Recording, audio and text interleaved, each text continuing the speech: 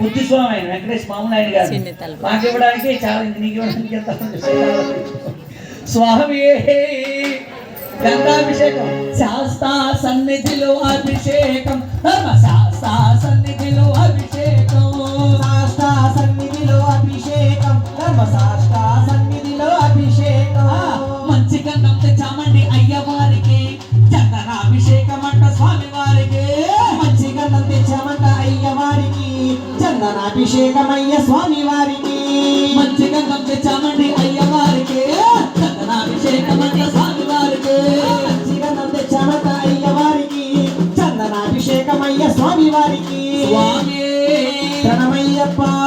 స్వామి వారికి భస్మం అంటే సామాన్యమైనటువంటి కాదు. భస్మానికి ఉన్నటువంటి గొప్పది ఏమిటంటే మన యొక్క ఎక్స్పైరీ డేట్ ని మార్చేటువంటిది, మన ఆయుష్ను పెంచేటువంటిది, ఐశ్వర్యాన్ని ఇచ్చేటువంటిది ఏకైక వస్తువు ఏదైనా ఉంది అంటే కేవలం భస్మం మాత్రం. భస్మాభిషేక ప్రియనే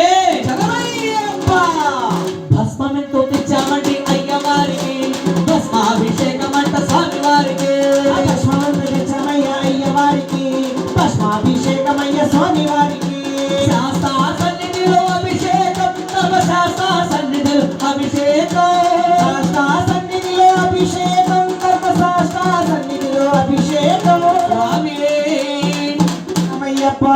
సుమంగళ తత్వానికి నిదర్శనం ఏమిటి అంటే పసుపు కుంకుమ మాత్రమే.